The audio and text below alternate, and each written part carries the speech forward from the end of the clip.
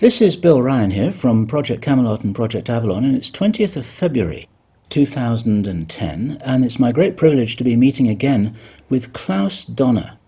And in this video presentation, it's going to be an interview of the difference, because I'm going to do very little talking indeed, maybe none at all.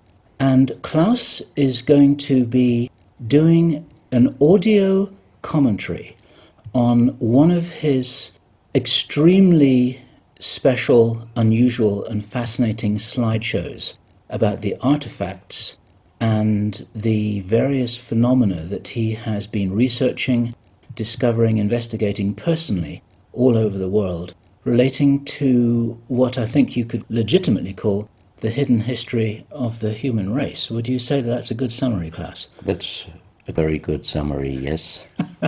So I'm going to step back here, and what follows now, just kick back and enjoy this slide presentation, and Klaus is going to take you through his own journey. You can accompany him on his own journey through his own discoveries.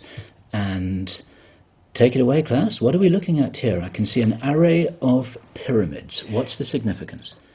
The significance is that you can find pyramids all over the world, on each continent. And the question is, when and who did build those pyramids? Why many of those pyramids all over the world are looking very, very similar? Another question is, did there really exist a global civilization? And I think many of our researchers are really telling us that once upon a long time a global civilization existed. But how many thousands of years ago, we don't know. Most of the audience of Project Camelot may know about the story of one stone pyramid building found in 1984, 25 meters under the sea level in Japan, on the island of Yonaguni, which is the southeast Japanese island belonging to the Ryukyu island group. And there is still a struggling of some international archaeologists who are saying that these monuments were done by nature. But my friend Professor Masaaki Kimura did several years since then researches not only on this monument, but also he found several others close by. On the right side down you have a model, and one thing nature is definitely not doing on top of two platforms of this monument. There is one huge stone turtle and one huge stone bird like an eagle. Nature is doing many things, but not such a precise, perfect monument. And the question is, where are all the stones? If nature would have done it broken down, where are those stones? There are also streets, and there was also found a stone stadium like a Roman Colosseum with stone seat rows and stone stairs. Nature is great, is doing many, many great things, but not such perfect buildings. Here you have the huge stone turtle, and you can see also how small is a diver against this big monument. Here you have one street with stairs going up. Here again a very close-up picture, just to recognize the size of this huge monument. Here you can see some world maps. On the top, on the right side, you can see the Piri Reis map, which was used already long time before Christopher Columbus came to America. And you can see how perfect this map was already in the beginning of the 16th century, showing part of Europe, of Spain, Portugal, part of Western Africa, and also part of South America. We do not know until now who was able to make such a perfect map already centuries ago. And on the rest of the Piri Reis map, which we do not show on this picture, you can also see the Antarctic without ice. In 1956, researchers found out that the Earth under the ice mass at the Antarctic is exactly like the Piri Reis map was showing. So this Piri Reis map should be at least older than 10 to 12,000 years. But the next question would be, who was able to make such a wonderful world map? On the left side, on top, you see Atlantis, done by Athanasius Waldseemüller, and the map is the other way round. He did it the other way round, and you can see the continent between Europe, Africa, and also America. And you can see on the left side down different sides of a huge stone world map. This stone world map was found in 1984 while gold digging in Ecuador in an underground tunnel system with other 350 artifacts which do not really fit any known and existing South American pre-Columbian culture. On this stone map is a natural quartz line, a white one, and this is the front side of the world stone map, and you can see approximately in the Near East, close to Saudi Arabia, you can see an inlay as an eye. And from this eye to the right and to the left is a natural quartz line going on the right side over India, Thailand, and also there is a long island on the right side, which Professor Kimura's research gave him the statement that from the northeast Japanese island until far down after Taiwan, once there existed a huge continent. But then this world map must be older than at least 10 to 12,000 years. And here is the back side, and you can see on the right side coming the quartz line passing in the Atlantic, a continent, Atlantis, which in our days does not exist anymore. Then the white line is crossing part of South America, and here you have a close-up, and you can exactly see the Bay of Guayaquil, an inlay going up to north, and a round inlay showing exactly the place where there were found those artifacts, and there is also the best quality water worldwide existing. One other very interesting artifact found on the same place in Ecuador is the so-called pyramid with the eye. The eye is an inlay. The stone is gray and white, and you have 13 steps, and it looks exactly like the pyramid with a shining eye on the $1 US. If you put this pyramid under black light, the eye is shining very strongly, and it looks really like an eye, but not real like a human eye. Here you have a close-up of the eye, and you can see the colors of the inlay. On the bottom of this pyramid, you have the inlay in little gold plates showing the Orion star constellation, and you have unknown writing. The translation of Professor Kurt Schildmann, who was the president of the German Linguistic Association, and he was perfect in more than 40 languages. He was able to translate this writing. He called it pre-Sanskrit because it is older than the oldest writing. And the translation of these 4 letters you can see here, his translation is "the Son of the Creator comes."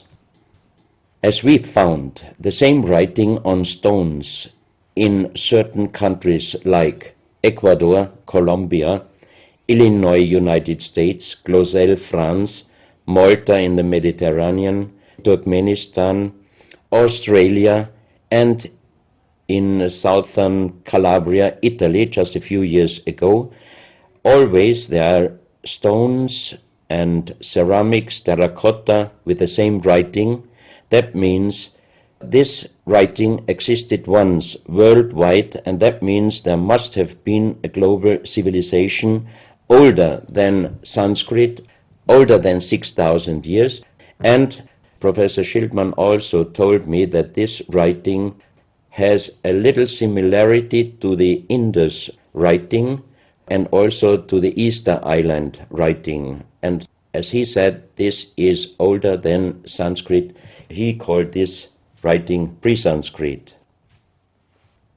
On this stone, you can see on the top the 2 eyes, and then you see the right hand holding the pyramid and putting the left hand on top of the pyramid. That means showing how to use this pyramid with the eye. On this stone you can see an encarving, sitting a man on a stone holding the pyramid exactly as it was shown on the artifact before. From his eyes are going rays out, and on the right side you see two bowed persons. On his head he has something like a small helmet, and from this helmet goes up like an antenna to a strange object over him. And here you have the photo of the discovered helmet. We could not yet make a metal research or checking what kind of metal was used, but you can see in the center of the helmet that something is missing, and that might have been this kind of antenna which was shown on the artifact before. Another very strange finding from the same place is one big jade cup and 12 little jade cups. As the 12 cups are man-made and each one is a little bit different in size, if you fill them up perfectly with water and you put the 12 cups of water inside the big cup is completely filled. The next strange thing is that you can see on the little cups numbers which are looking like the Mayan numbers, but if you compare them with the Mayan numbers, you find out that there are some little differences. And on the big cup you can see a perfect inlaid star constellation, also showing the Orion and other stars. And inside the big cup it is very, very magnetic, and outside the cup nearly nothing. Professional geologists are saying this is impossible, because if a stone has metal particles inside the stone, it must be same magnetic from both sides. Here you have a close-up of the big cup, and you can see a perfect inlay of star constellations, and they are shining very brightly if you put black light on it. Here you have some small cups that you can figure out more clearly the style of the numbers inlaid in a strange material, also shining under black light. That's another piece, a jade plate with the same star constellation inlay like on the big cup, and two persons facing the sky, and on the next picture you can see that also the eyes of these two statues and the star constellation is shining very strongly under black light. This was once a hard-formed brown stone, changing the color in the center of the stone into black, which usually in nature does not happen. And you can see, if you look very close, you can see a face with closed eyes, with a mouth, the nose, a long beard and long hair. On the left side, the face and also the stone is broken. This is the reverse side of this stone. You can see a spiral and a triangle. The center of the triangle is very magnetic, also shining under black light. Here we have the backside of a cobra. The cobra never existed in South America, but this one was found at the same place. On this side of the cobra head you have 33 lines, inlines. So 33 is also a very mystical number since long time. And on the left side and right side you have 7 points inlaid, and maybe these are the chakras. Also this cobra head is shining brightly if you put black light on it. Another object here, you have a perfect worked dolphin head, and also this artifact is shining under black light. Here you have a kind of stone helmet. You can put this granite stone helmet on your shoulders, or you can lay your head inside it, and the inlay points which you see on this helmet, some experts told me that these points are exactly the acupuncture points on the human head. Here you can see how it might have been used, and a few months ago they found at the same place an unfinished stone helmet. So that means that also some of these artifacts were made directly in Ecuador, but many years ago. And also the inlay on this object are shining under black light very bright. This is a fantastic jade snake, and also the inlay points are shining under black light. Here we have one artifact which is very perfectly carved on the back side, so that means it might have been used to put this artifact on the front of your forehead. You can see the two eyes inlaid, and on the reverse side you have the so-called third eye. Maybe this artifact was used for some ceremonies or for meditation. Here we have a jade plate with an inlay of a spiral, also shining brightly under black light. Another one, you can see 7 rings inlaid in the jade plate and also shining under black light. Maybe this also could be a presentation of the 7 chakras. Here is one of the ceramics found there. It's a great masterpiece, and the question is, how can you make this artifact out of one piece of ceramic? Here we have another pyramidal stone found also in Ecuador. On top you see the pyramid with the eye, and you have down several spirals and symbols. Some of them are very similar to the churchward Nakal plates, which he found 1880 in India, and the translation was talking about the sunken continent of Mu. This is a marble with another inlay of a spiral, also shining very brightly under black light. Another stone in a pyramidal form with an inlay of an eye. Here you can see again the pyramid with the eye, and on the bottom you see the Orion star constellation, the 3 Orion stars, which might focus us to the 3 pyramids in Egypt. Here you have a ceramic statue. You can see the style of sitting is not real pre-Columbian style. It looks like the lotus seat from Asia. On top of this statue you have a head with some points, and it looks quite similar to many of the Buddha presentations. He holds a snake in his mouth. The snake is a very mystical and very often presented object. So that means this statue is not from any existing or known pre-Columbian culture. Even the next one, you can see that how this statue is sitting, it looks more the direction of Asia.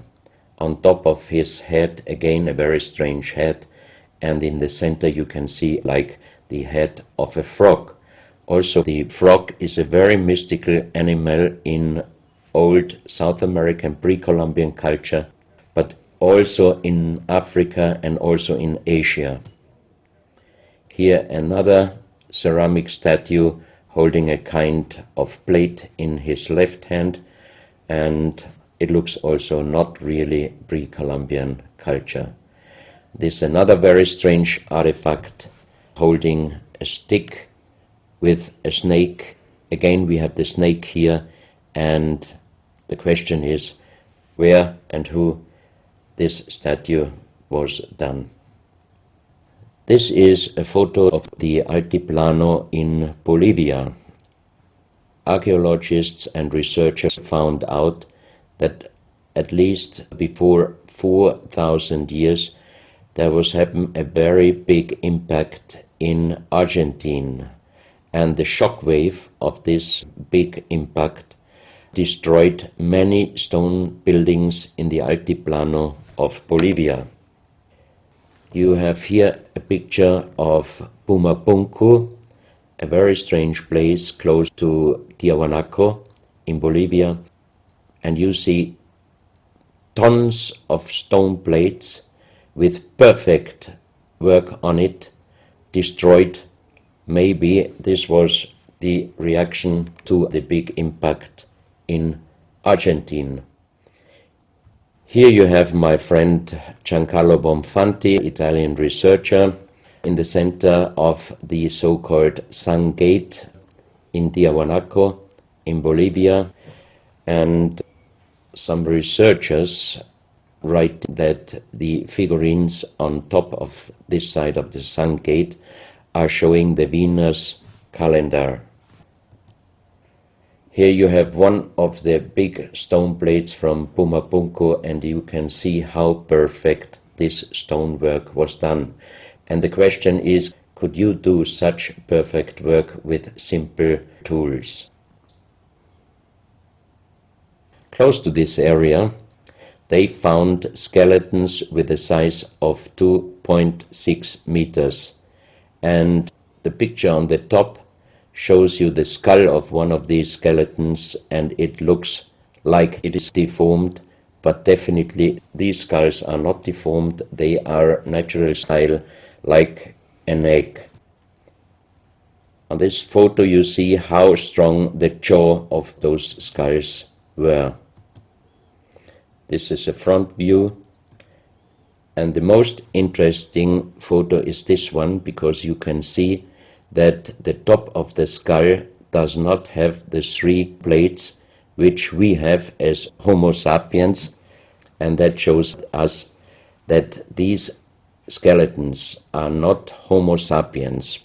What we might be able is doing a DNA check and an age dating on these skeletons, because we are very much wondering what kind of humans did exist long time ago and how long ago. On the next pictures I show you some artifacts found close by the real giants, and when I first time got this mask in my hands, I tried to look through the 2 eyes. At that time I didn't know that they were belonging to 2.6 meter skeletons, and I was just wondering, why did they make masks where you can only look out from one eye? But after knowing that those people were over 2.5 meters, I could imagine that their skull was of course bigger than our skull, and that's why these masks were for us oversized.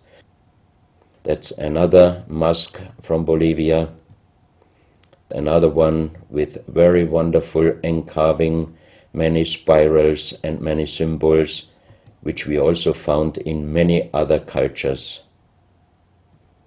This is a very heavy stone figurine, and again here you can see on the top the head of a snake going down on his backside. This is the reverse side. You can see again the snake. So that means the snake must have been a very, very important animal in the past of our history. Here you can see a stone flute. The strange thing is that the vibration of the sound of these stone flutes is exactly the same as our brain waves. So that means maybe those flutes were used for meditation or for healing purposes. And each 2 holes are connected perfectly with each other. That means you can make perfect holes into this very, very hard stone, but how you connect with simple tools the 2 holes on the bottom, this would be even in our days a very difficult work to do. Because it's in the shape of a U and it curves around inside the stone. That's right. And With simple tools you are definitely not able to do such a work. And even the holes are very precise. This is the form of a boat, and you have 3 flute pipes at the end. Here you can see how perfectly they were made. This is another flute, very small. You can use it only with very soft blowing, and the sound is like the sound of the dolphins. This is an artifact where we do not have any idea for what purpose it was used. Now we are in Colombia. On the next few photos I show you very strange artifacts from Colombia in South America. The most famous industrial designer and architect in Colombia, Professor Jaime Gutierrez, is collecting strange artifacts from his country already since centuries. His most important piece is the so-called genetic disc. Here you can see a disc made out of lyddite, a very hard stone. It's nearly the same hardness as granite, but the structure of lyddite is like leaves, so it would be quite impossible to make the same disc in our days out of the same material. The diameter of this disc, we call it the genetic disc, is about 27 centimeters. And on this disc you have several things presented which usually you can only see with a microscope. For example, on the left side, around 11 o'clock, you can see one egg, human egg, without, and another with spermia. On the right side, at approximately 1 o'clock, you can see some spermias, and then you have several very strange presentations which we could not explain. But here on the left side you have a microscopic photo from the inside of a lady done by a Swedish photographer, and you can see that the egg without and with spermia looks exactly like the presentation on this genetic disc. On the reverse side you have on top several presentations of fetus in different size, different age, ending up with looks like a little child. You see also at the end of the plate around 6 o'clock female and male, and also on the right side around 9 o'clock you can see the presentation of man, woman and child. But the strange thing is how they present those human-like heads. Here you can see a knife done by the same material, lyddite. On top of the knife, on the handle, you have mother's head, beyond you have the child's head, and the umbilical cord is going around the neck of the child. So that means this knife would have been used to cut the umbilical cord, saving the child's life.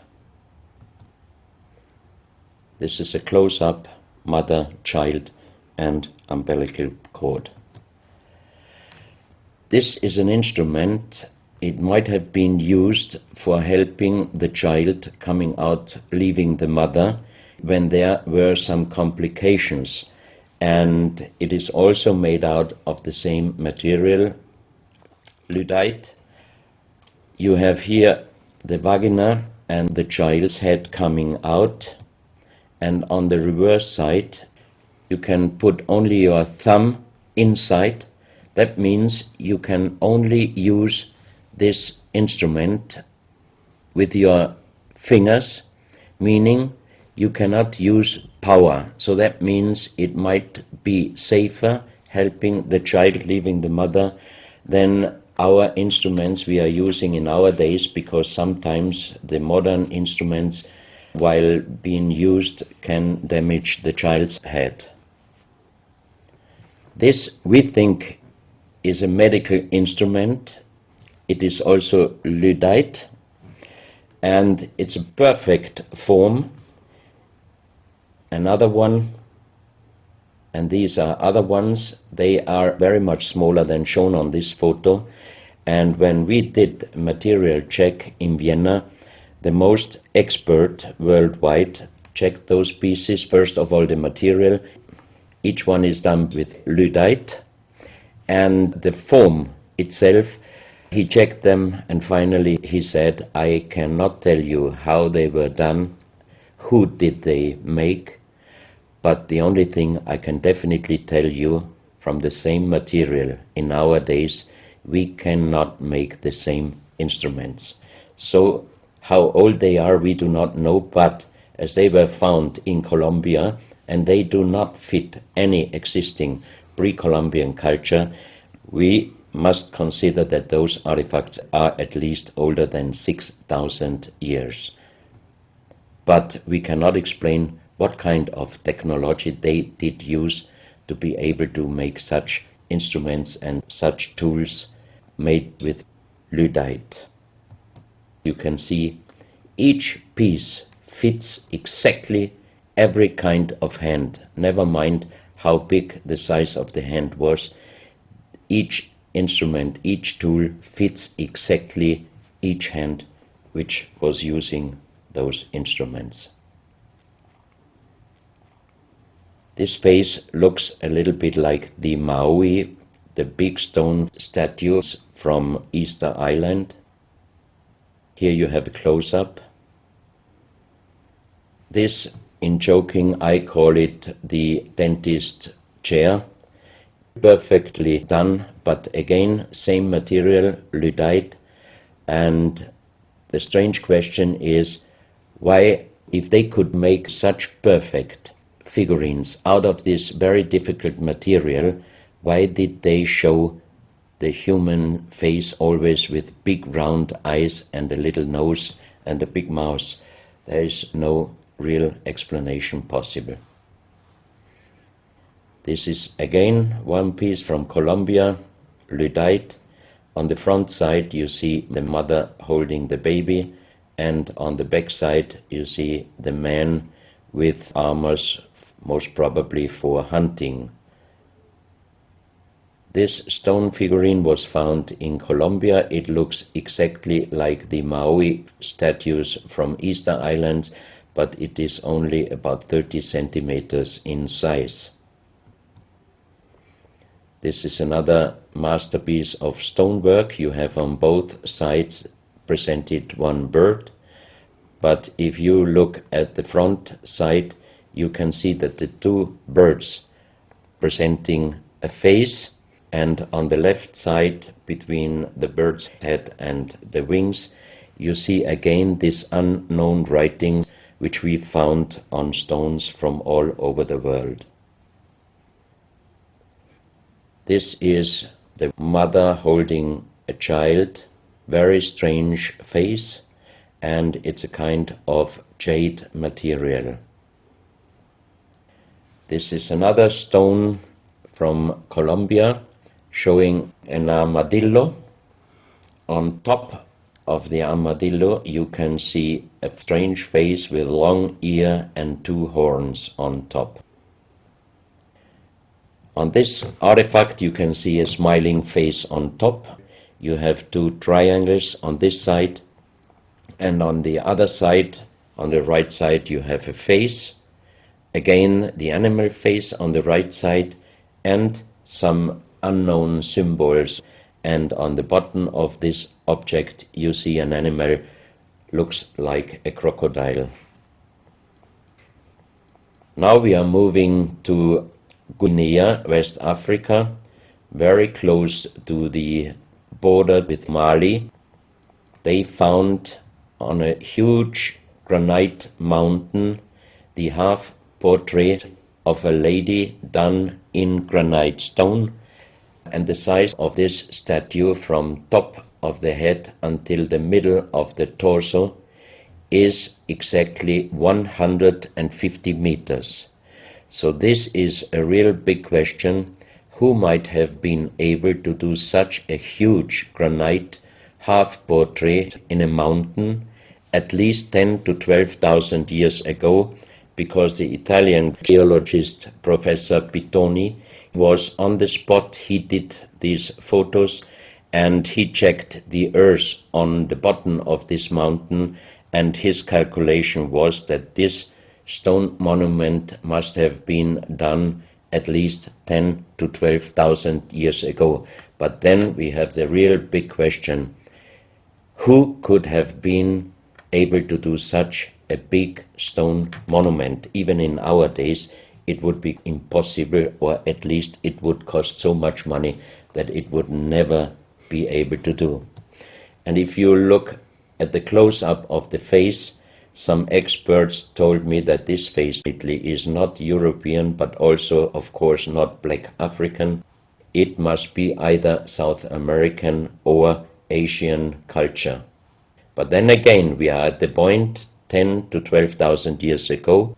It might be the civilization, the lost civilization from Atlantis.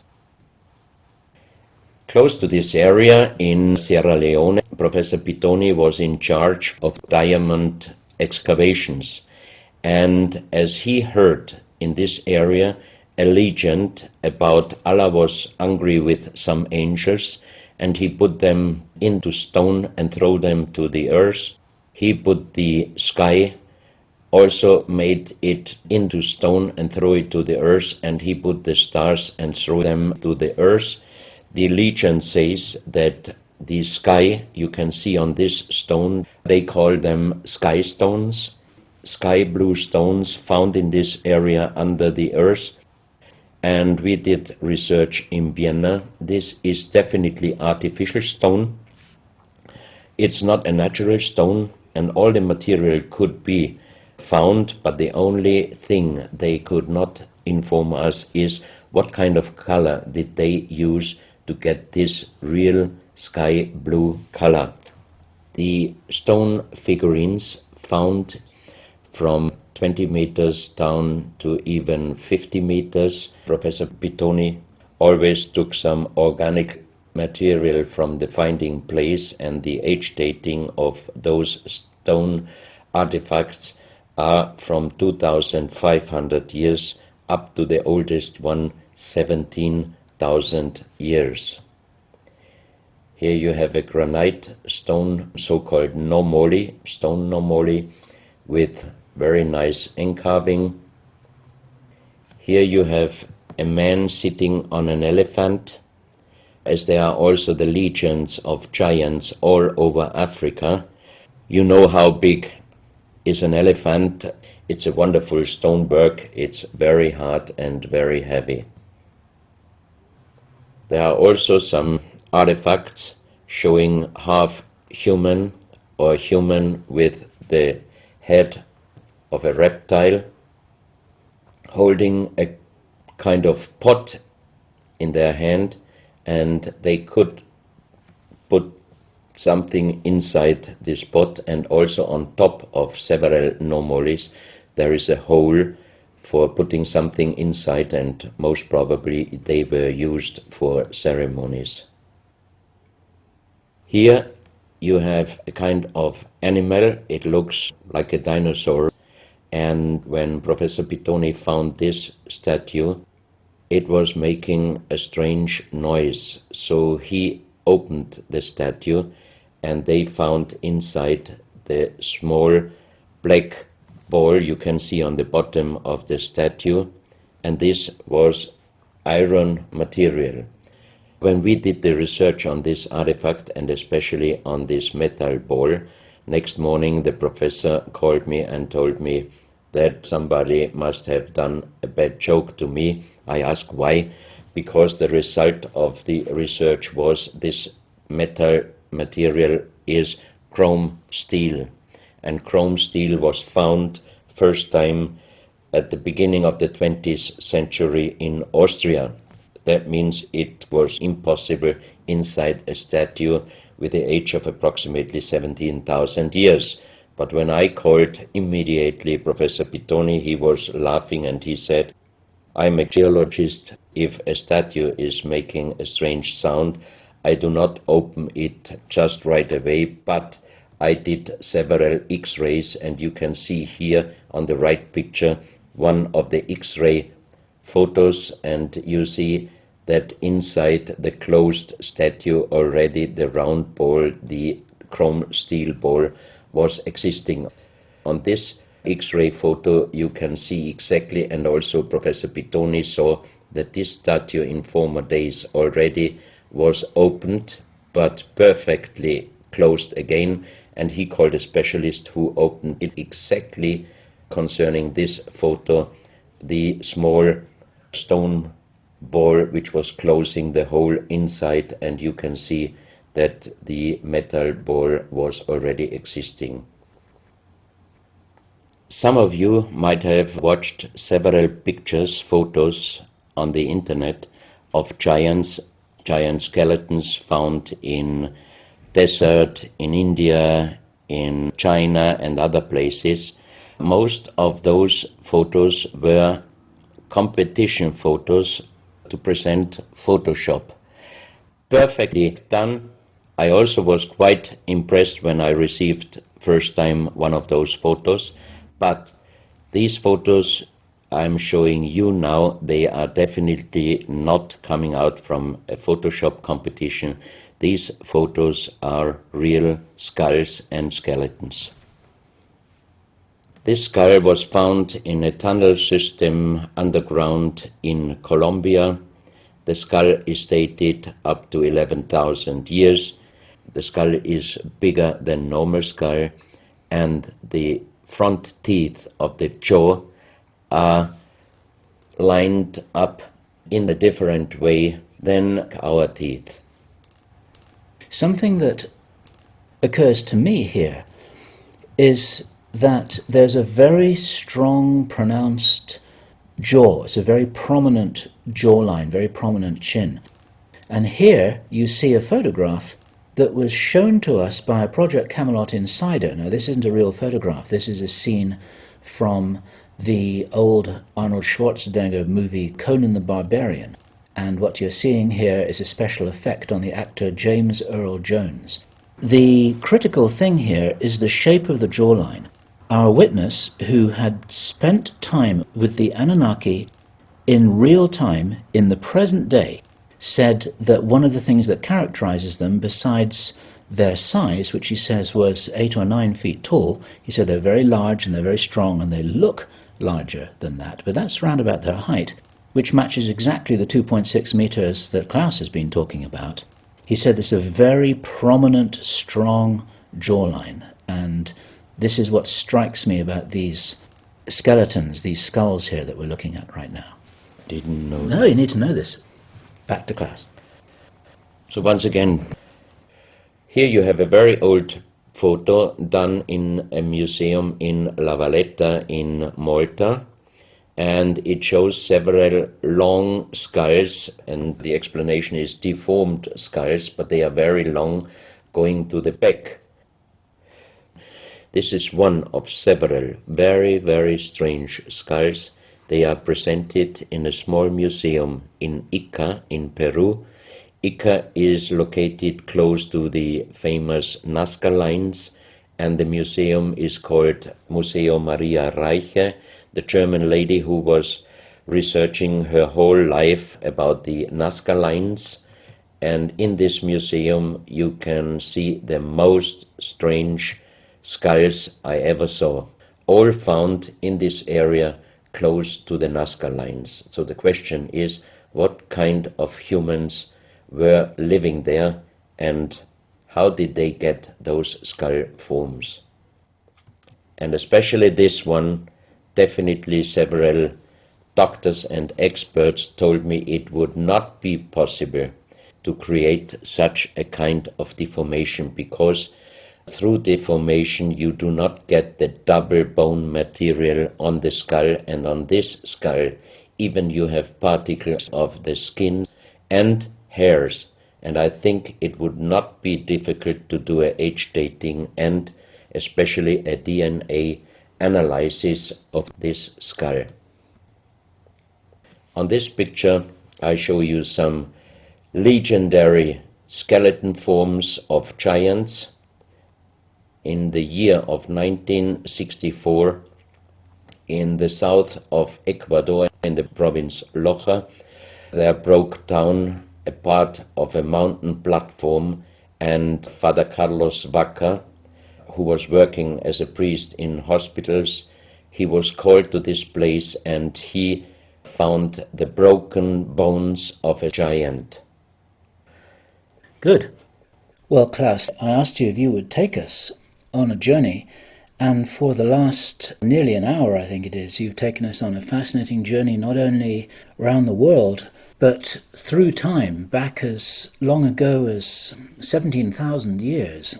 And it's a real reminder of how little we know about what our history really is. These are important pieces of an important puzzle, and you're doing an enormous amount to raise people's awareness of what it is that we're not shown in many museums, what it is that we don't read in anthropological textbooks, and what it is that many university professors still refuse to recognize. And thank you so much for your part in helping to raise our own understanding of our history on planet Earth. Klaus, thank you.